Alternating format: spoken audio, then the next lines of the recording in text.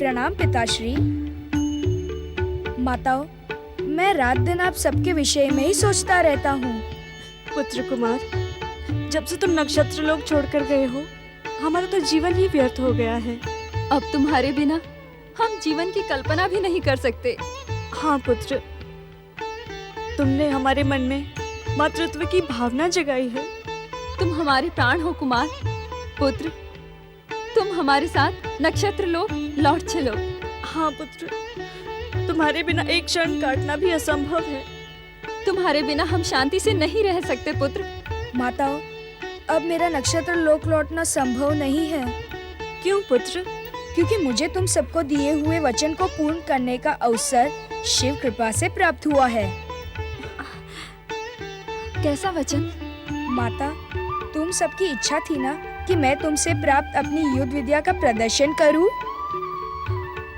हाँ पुत्र। मैंने संसार के कल्याण के लिए अस्त्र उठाने का जो वचन तुम सबको दिया था, अब दुष्ट तारकासुर का संहार कर उस वचन को पूर्ण करूंगा माता। किंतु हमारा क्या होगा पुत्र? हम तुम्हारे बिना कैसे रहेंगी? माता, ये शिक्षा तो आपने ही मुझे दी है कि जब जीवन में निराशा, हताशा छाने लगे, तब अपना मन भक्ति और भावना में लगा देना चाहिए।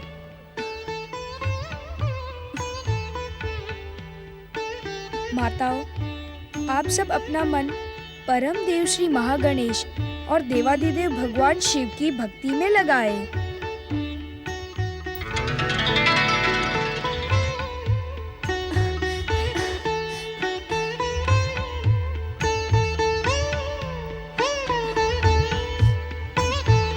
मैं अपनी 6 माताओं का पुत्र हूँ। मेरे यह 6 मुख मेरी बातों का प्रमाण है। षडमुख कुमार कार्तिकेय की जय। षडमुख कुमार कार्तिकेय की जय। षडमुख कुमार कार्तिकेय की जय। षडमुख कुमार कार्तिकेय की जय। षडमुख कुमार कार्तिकेय की जय। षडमुख कुमार कार्तिकेय की जय। षडमुख कुमार कार्तिकेय की जय। षडमुख कुमार कार्तिकेय की जय। षडमुख कुमार कार्तिकेय की जय।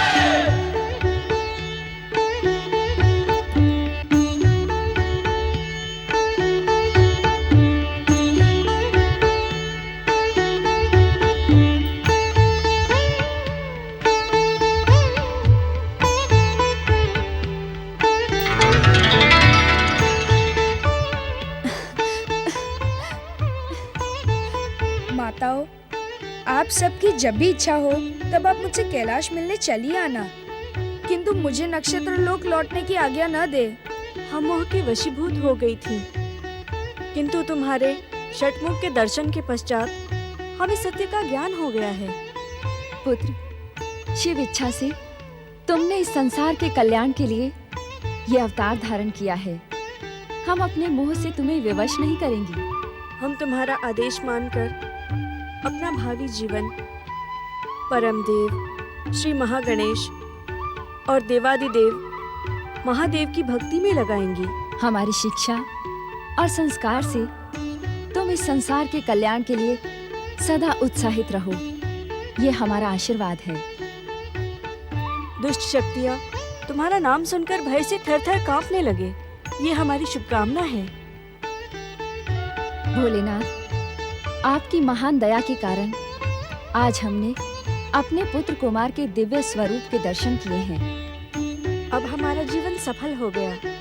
अब हमें आज्ञा दे। तुम सबका कल्याण हो।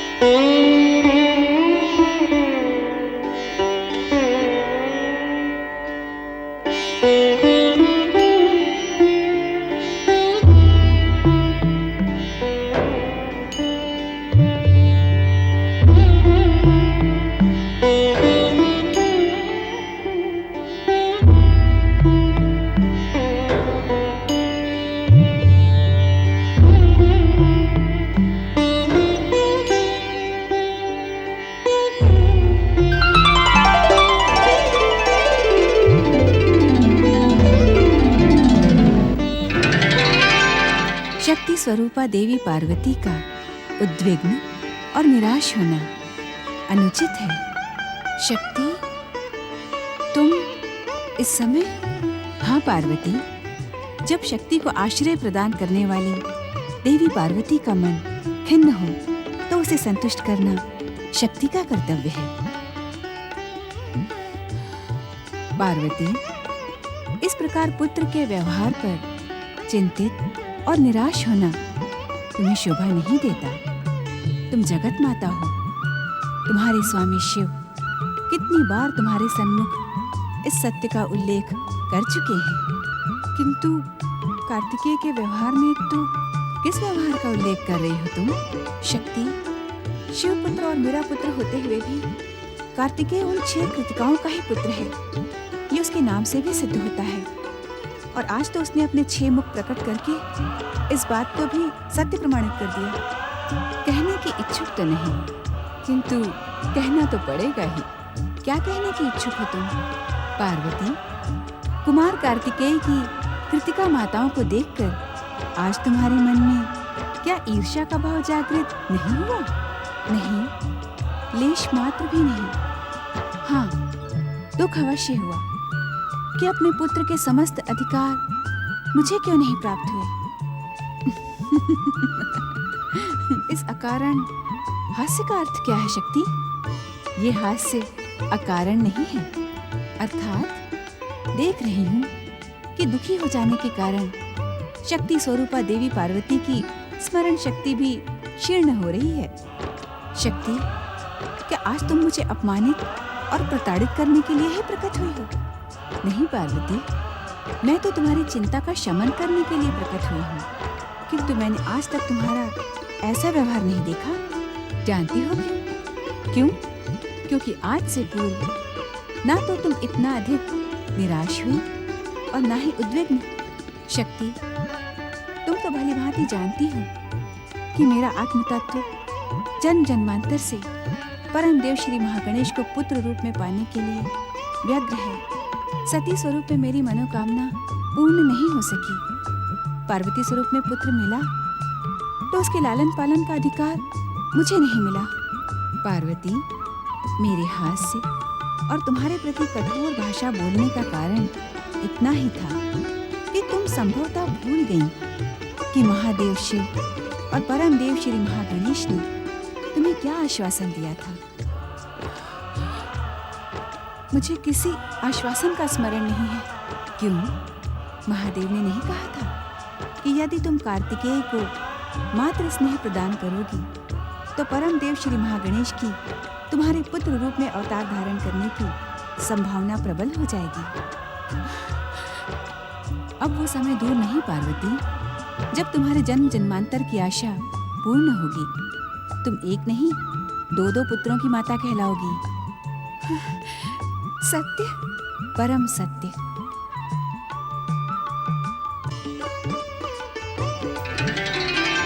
माता, आप अभी अभी जिनसे बात कर रही थी वो कौन थी?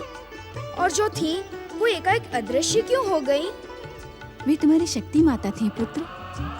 जब भी मैं उद्विग्न हो जाती हूँ तो वे मुझे दर्शन देकर मेरी उद्विग्नता का शमन करती है। तो आप उद्विग्न क्यों हुई थी? क्या मुझसे कोई भूल हो गई है? नहीं नहीं पुत्र, तुमसे भूल होने का तो प्रश्न ही नहीं उठता। बालक का मन तो निष्पाप और निस्वार्थ होता है। तो आप उद्विग्न क्यों थी माता? वो कारण अभी तेरे समझने योग्य नहीं है पुत्र। शक्ति माता ने आपकी उद्विग्नता का शमन कर दिया माता? हाँ पुत्र। माता, यदि मेरा मन उद्विग्न होगा तो क्या शक्ति माता मेरी भी उद्विग्नता का शमन करेगी? वे मुझे इसी प्रकार दर्शन देगी? अवश्य पुत्र। शक्ति तो संपूर्ण संसार की माता है। वे अपने किसी भी पुत्र को उद्विग्न और दुखी कैसे देख सकती हैं? उद्विग्न अथवा दुखी होने पर मुझे भी उनका स्मरण करना पड़ेगा। ऐसी स्थिति आएगी ही नहीं पुत्र। पिता शिव और मेरे होते हुए मेरा लाल उद्विग्न और दुखी हो, यह असंभव है। पुत्र कार्तिकेय, सच सच बता, तू मेरा पुत्र है कि उन 6 कृतिका माताओं का? माता, मैं आपका भी पुत्र हूँ और उनका भी। अभी अभी तो आपने कहा कि मैं शक्ति माता का भी पुत्र हूँ। जिस प्रकार शक्ति माता समस्त संसार की माता है, उसी प्रकार मैं आप सब माताओं का भी पुत्र हूँ। मैं आप सबसे समान रूप से स्नेह करता हूँ माता। एक प्रश्न पूछूं माता? अवश्य पुत्र। आप सब भी मुझसे समान रूप से स्नेह करती हो ना? हाँ पुत्र, माता के प्रेम और समर्पण को शब्दों में व्यक्त करना असंभव है। माता, आप मुझे भगवान शिव की कथा सुनाइए ना। सब मुझे शिव पुत्र कहते हैं, पर मैं उनके विषय में कुछ भी नहीं जानता। आप मुझे पिताश्री के विषय में सब कुछ बताएं। शिव कथा सुनने की इच्छा तुम्हारे मन में कैसे जागृत हुई पुत्र? माता, जब मैं नक्षत्र लोक में था, तब मेरी कृतिका माताएं मुझे प्रतिदिन कथा सुनाया करती थी। भगवान शिव के नाम से परिचित होने के पश्चात मेरा मन सदा उनकी कथा सुनने को उत्सुक रहता है। शिव का नाम ही ऐसा है पुत्र। शिव का अर्थ होता है कल्याण। वे हर एक का कल्याण करते हैं। संसार के कल्याण के लिए बड़े से बड़ा त्याग करते हैं। बता पुत्र, कल्याण रूपी शिव की कौन सी कथा सुनेगा? माता, आपका और पिताश्री का मिलन कैसे हुआ? पुत्र कार्तिकेय, मेरा जन्म पृथ्वी लोक के हिमालय राज्य के सम्राट महाराज हिमालय के महल में हुआ। परम देव श्री महागणेश की प्रेरणा से मेरा मन कल्याण रूपी शिव की ओर आकर्षित होने लगा। किस प्रकार? एक बार देवर्षि नारद हिमालय महल पधारे और मेरी हस्तरेखाओं को देखकर कहने लगे, महारानी मैना, आपकी पुत्री देवी पार्वती अत्यंत सौभाग्यशालिनी है। इनके पति संसार के सर्वश्रेष्ठ शक्ति संपन्न, दिव्य, तेजस्वी एवं परम ज्ञानी होंगे। इतने अधिक गुण संपन्न व्यक्ति कौन है देवर्षि? महाराज हिमालय, वे विचित्र वेशधारी, योग और वैराग्य के मूर्तिमान आदर्श हैं। उन्हें पति रूप में प्राप्त करने के लिए पार्वती को कठोर परीक्षाएं देनी होंगी। मैंने परम देव श्री महागणेश की आराधना प्रारंभ कर दी।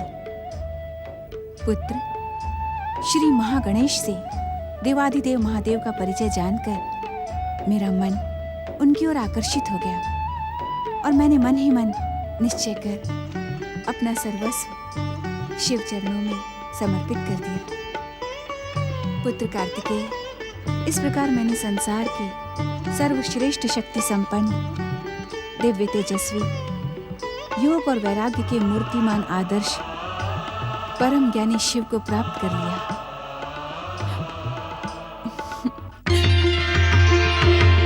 प्रणाम माता।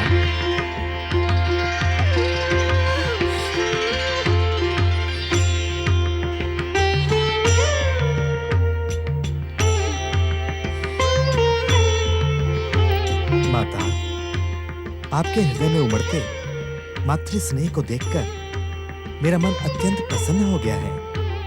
सत्य कहूं माता, तो मेरा मन भी भैया कार्तिकेय की भांति आपकी गोद में खेलने को मचल रहा है। तो अपनी इच्छा पूर्ण करो सर्वेश्वर। मुझे अपनी माता बनने का परम पावन सौभाग्य प्रदान करो। सौभाग्य तो मैं प्राप्त करूंगा माता। अब अधिक समय मैं आपसे दूर नहीं रहूंगा। मैं शीघ्र ही आपके दूसरे पुत्र के रूप में अवतार धारण करूंगा। तो क्या परम देव के वचन पूर्ण करने का समय निकट आ गया है? अति निकट माता। अब मेरी और आपकी अर्थात हम दोनों की प्रतीक्षा का अंत होगा।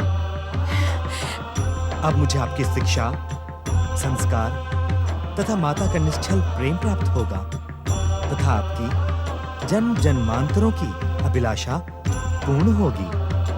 सत्य परम देव, आप सत्य कह रहे हैं? हाँ माता, परम सत्य। इस विशाल कैलाश में भैया कार्तिकेय अकेले हैं ना? उनके साथ खेलने वाला उनका भी तो कोई भाई होना चाहिए ना? भैया कार्तिकेय के संग खेलने का आकर्षण मुझे शीघ्र अवतार धारण करने के लिए विवश कर देगा। निश्चिंत रहो माता, मैं शीघ्र ही अवतार धारण करूंगा।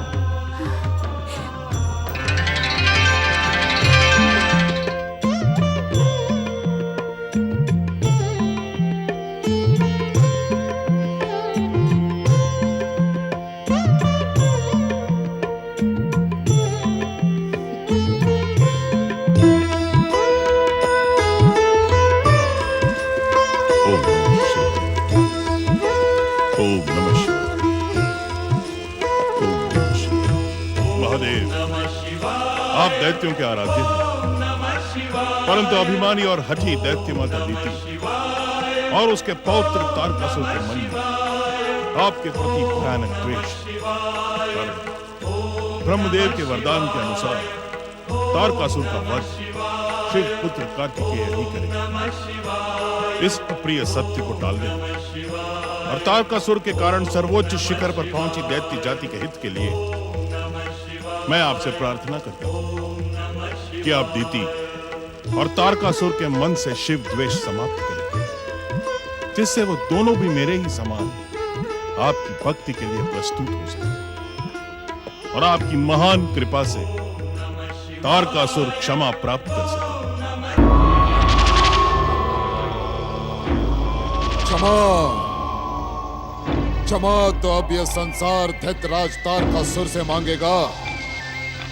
दैत्य माता, जिन शक्ति महाशक्तियों ने आपके पौत्र तारकासुर के विरुद्ध षड्यंत्र किया है, वे सब कुछ ही समय के पश्चात आपके चरणों में लौट लौट कर क्षमा याचना करेंगे। पौत्र तारकासुर, मुझे तुम्हारी बातों और विध्वंसक, विस्फोटक, भयानक शक्तियों पर पूर्ण विश्वास है। वो दिन दूर नहीं जब इस संसार की शक्तियां, महाशक्तियां, तीनों लोकों के स्वामी स्वयंभू तारकासुर की जय जयकार करने के लिए विवश हो जाएंगी।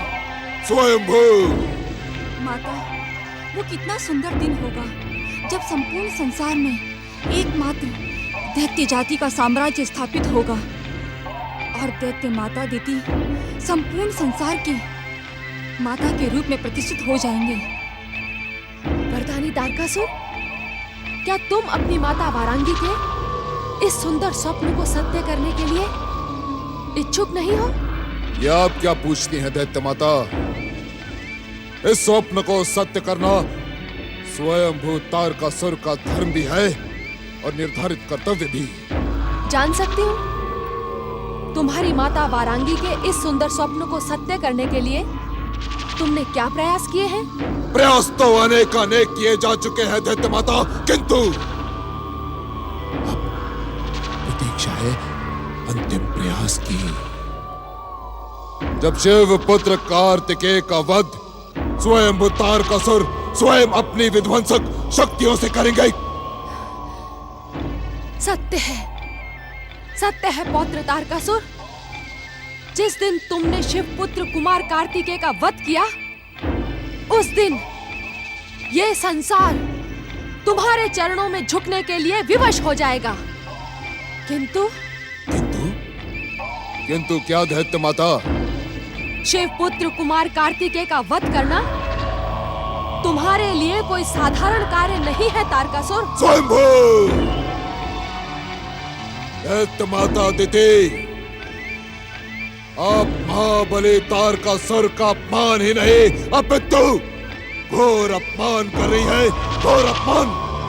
ये अपमान नहीं है तारकासुर, अपितु तुम्हारी माता वारांगी के सुंदर स्वप्न को सत्य करने की योजना है। योजना अर्थात शिव पुत्र कुमार कार्तिकेय की रक्षा महाशक्तियों की दिव्य कृपा के साथ ब्रह्मा का वचन भी करेगा। ब्रह्म वाक्य अटल होता है, किंतु तुम्हें मेरे आशीर्वाद और अपनी विध्वंसक शक्तियों की सहायता से ब्रह्म वाक्य मिथ्या सिद्ध कर देना है।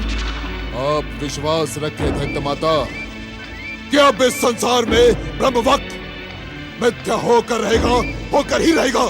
किंतु इसके लिए स्वयंभू को पाताल लोक की असुर सेना की सहायता लेनी पड़ेगी। स्वयंभू उत्तेजित होने की आवश्यकता नहीं है तारकासुर। तुम पाताल के अंधकार में अचेत पड़ी असुर शक्ति की भयानक शक्तियों से अपरिचित नहीं हो। इस कार्य में दैत्य गुरु तुम्हारा मार्गदर्शन और सहायता करेंगे। ना दैत्य माता ना, मुझे उस पाखंडी शुक्राचार्य पर तनिक भी विश्वास नहीं। दैत्य जाति के हित चिंतन का भ्रम करवाने वाला वो ढोंगी प्रतिदिन शिव आराधना में लीन रहता है। मुझे विश्वास नहीं कि शिव पुत्र कार्तिकेय के विरुद्ध हमारे इस अभियान में वो हमारी सहायता करेगा। दैत्य माता, तुम निश्चिंत रहो तारकासुर। मेरा आदेश दैत्य गुरु शुक्राचार्य को दैत्य जाति की सहायता करने के लिए विवश कर देगा। दैत्य गुरु शुक्राचार्य दैत्य गुरु के कर्तव्य का पालन करें। मेरे पौत्र तारकासुर की सहायता के लिए आप पाताल लोक की असुर सेना का आह्वान करें। आह्वान।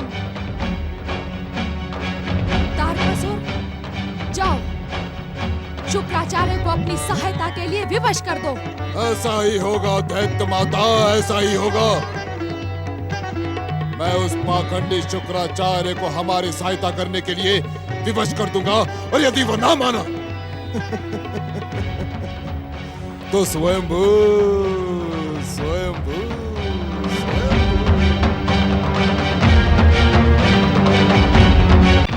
आप निश्चिंत रहे शिव शक्ति। दैत्य गुरु शुक्राचार्य को दैत्य गुरु होने से अधिक अपनी शिव भक्ति पर गर्व है। इस संसार की कोई भी शक्ति उसे शिव के विरुद्ध जाने के लिए विवश नहीं कर सकती। स्वयंभू शुक्राचार्य स्वयंभू, मुझे देखकर चकित होने की आवश्यकता नहीं है। मैं भली भांति जानता हूं कि तुम मुझे पहले ही पाताल में जाकर रहने का परामर्श दे चुके हो, और स्वयंभू इस परामर्श को ठुकरा भी चुके हैं। तो अब तुम यहाँ किस उद्देश्य से प्रकट हुए हो? स्वयंभू, ढोंगी और पाखंडी तो तुम पहले से ही थे, क्या अब तुम मिथ्या वचनी भी हो गए शुक्राचार्य? क्या तुमने दैत्य माता दीदी का आदेश नहीं सुना, अथवा सुनकर भी ना सुनने का भ्रम करवा रहे हो? हाँ तारकासुर! शुक्राचार्य, सत्य को सुनकर उत्तेजित न हो। जो व्यक्ति अपने कुकर्मों और दुष्कर्मों से स्वयं अपनी मृत्यु की ओर बढ़ रहा है, उस पर उत्तेजित होकर हम अपनी उत्तेजना को कष्ट देने के इच्छुक नहीं हैं। शुक्राचार्य, तो अब सत्य को सुनकर तुम उत्तेजित हो गए ना? स्वयंभू, मेरी उत्तेजना तुम्हारे हित में शुभ न होगी शुक्राचार्य। शिव भक्ति करने वाले परिणाम के शुभ अशुभ से भयभीत नहीं होते तारकासुर। मैंने तुम्हारी पितामही और दैत्य माता अदिति का आह्वान सुना है, किंतु मैं उनका आदेश मानने के लिए बाध्य नहीं हूँ। इसी कारण कि तुम दैत्य गुरु होते हुए भी दैत्य शत्रु की भूमिका निभा रहे हो, किंतु स्वयंभू तुम्हारे दुष्कर्मों और कुकृत्यों को कदापि क्षमा नहीं करेंगे शुक्राचार्य। अपने कुकृत्यों और दुष्कर्मों के लिए क्षमा की प्रार्थना करो तारकासुर। दैत्य माता अदिति के आदेश को ठुकराने और तुम्हारी सहायता न करने का कारण भी सुन लो। स्वयंभू सुनाओ शुक्राचार्य, सुनाओ। आज स्वयंभू तीनों लोकों के स्वामी दैत्यराज तारकासुर स्वयं तुम्हारे पाखंड को सुनने यहाँ आए हैं। सुनाओ शुक्राचार्य। तारकासुर, शिव पुत्र के संहार का विचार तुम्हारे अंत को और अधिक निकट ले आएगा। दैत्य माता अदिति के आह्वान को स्वीकार करते हुए यदि हमने पातालवासी असुरों का आह्वान किया, तो वे निर्दोष तुम्हारे साथ साथ शिव पुत्र के हाथों मारे जाएंगे। उनकी हत्या का पाप मुझे लगेगा। स्वयंभू, सत्य क्यों नहीं कहते शुक्राचार्य कि तुम शिव पुत्र और अपने आराध्य शिव के विरुद्ध जाने के ही इच्छुक नहीं हो? यदि तुम्हारी बुद्धि और विवेक इसे सत्य मानता है, तो यही सत्य है तारकासुर। मैं शिव के विरुद्ध कदापि नहीं जा सकता, क्योंकि शिव के विरुद्ध जाने का अर्थ है तुम्हारा अंत। इस पाखंड से उचित यही होगा शुक्राचार्य कि तुम दैत्य गुरु का पद त्याग कर कैलाश पर जाकर शिव चरणों में बैठकर शिव पुत्र की सहायता करो, क्योंकि ना तो तुम दैत्य गुरु के पद के योग्य हो और ना ही स्वयंभू तारकासुर तुमसे प्रसन्न है। दैत्य गुरु का सम्मानित पद ना तो मुझे तुम्हारी कृपा से मिला है, और ना ही मुझे अपनी योग्यता का प्रमाण पत्र तुमसे बनवाना है। हाँ? तो तुम्हारी प्रसन्नता का भी हमारे लिए कोई मूल्य नहीं है। हाँ, तुम्हारे जीवन की रक्षा करने का विचार बार बार मेरे मन में उठता है कि भगवान शिव तुम्हें सद्बुद्धि दे और तुम महाकाल से टकराने का विचार छोड़कर शिव भक्ति और शिव को शिव शिव शिव शिव। कहीं ऐसा न हो शुक्राचार्य कि शिव पुत्र के साथ ही स्वयं तारकासुर का क्रोध तुम्हारे आराध्य शिव पर भड़क उठे। विनाश काले विपरीत बुद्धि। शिव शिव शिव शिव शिव शिव। हे भोलेनाथ, हे आशुतोष, इस मूल बुद्धि तारकासुर के दुस्साहस को क्षमा करें। शिव शिव है?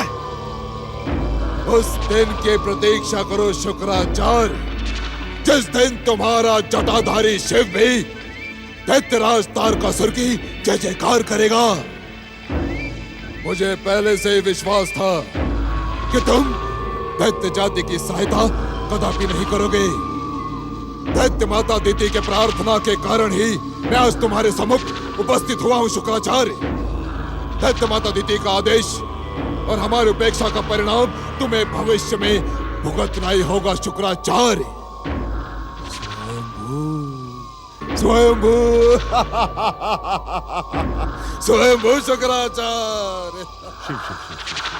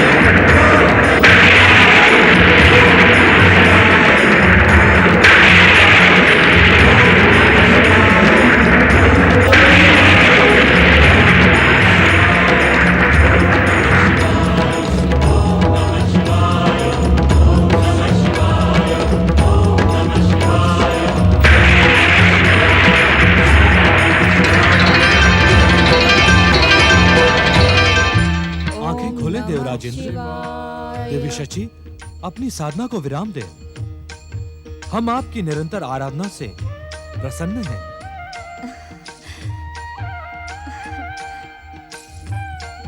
ओम नमः शिवाय। जय जय शिव शंकर। जय जय भोलेनाथ महादेव। देवाधिदेव हे भगवान आशुतोष, मेरे अपराधों को क्षमा करें। देवराज, पश्चाताप के निर्मल जल से आपके समस्त अपराध अब स्वयं ही नष्ट हो चुके हैं। देवराज, अब इस संसार को अपना कुशल और कल्याणकारी नेतृत्व प्रदान करें। महादेव, हमें आपके मन में उठते हुए विचारों का भली भांति ज्ञान है। आप देवताओं के ऋषि नारद की सहायता प्राप्त करके परम देव श्री महागणेश, वैकुंठपति श्री हरिविष्णु और सृष्टिकर्ता ब्रह्मदेव की कृपा प्राप्त करें, जिससे दुष्ट तारकासुर का अंत शिवपुत्र कुमार कार्तिकेय के हाथों सुनिश्चित हो जाएगा। आप दोनों का कल्याण हो।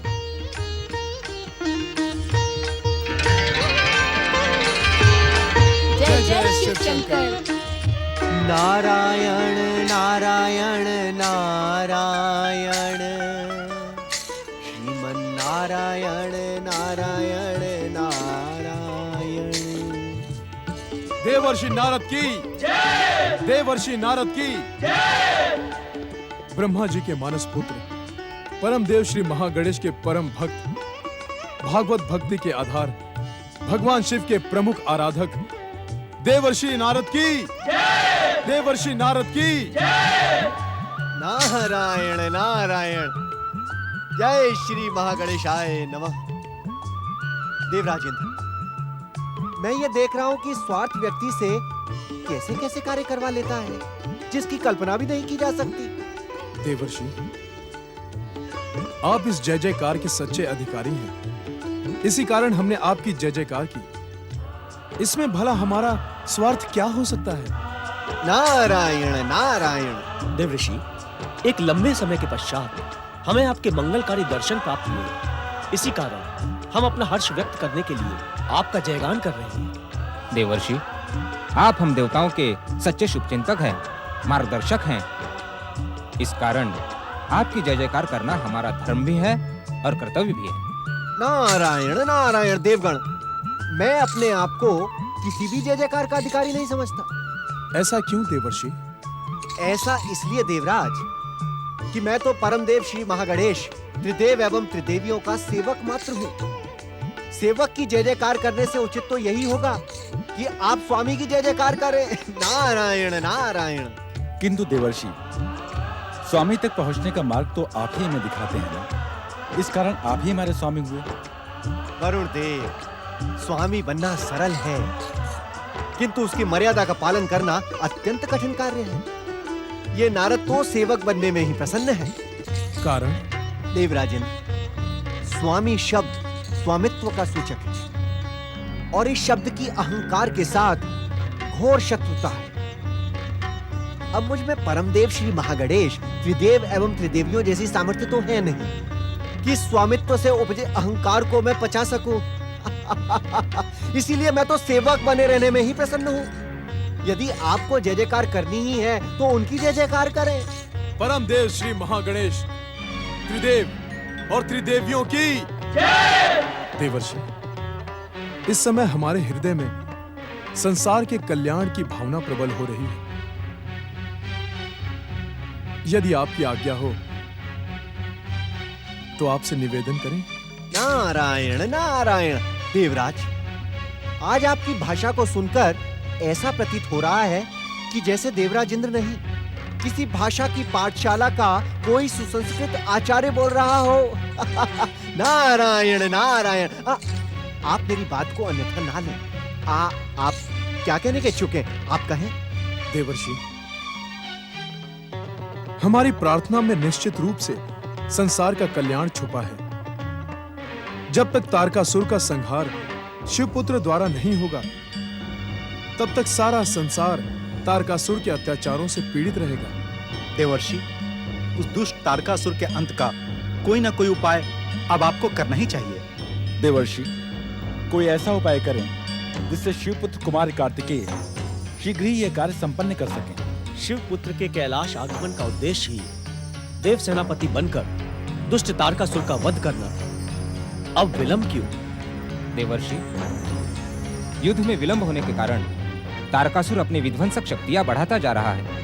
कुछ समय पश्चात उसे मारना तो दूर, परास्त करना भी कठिन हो जाएगा। देवर्षि, परम देव श्री महागणेश की कृपा से संसार के हर सत्य से आप भली भांति परिचित हैं। भोलेनाथ ने स्वयं मेरे अपराधों को क्षमा कर आपकी सहायता पाकर दुष्ट तारकासुर के अंत की योजना बनाने का आदेश दिया है। देवराज, मैं भोलेनाथ के आदेश से भली भांति परिचित होकर भी आप हमारी प्रार्थना नहीं सुन रहे हैं देवर्षि। नारायण नारायण। देवराज एवं देवगण, मैं इस समय देवताओं के ऋषि होने का कर्तव्य ही निभा रहा हूँ। देवताओं के ऋषि का कर्तव्य अर्थात?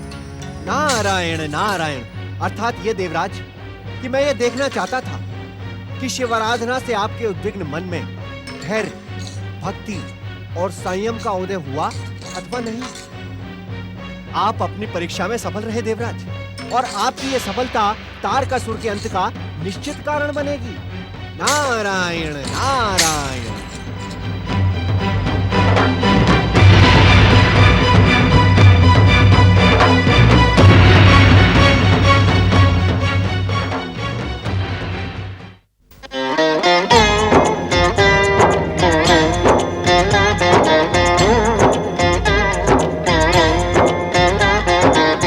अर्थ समर्थ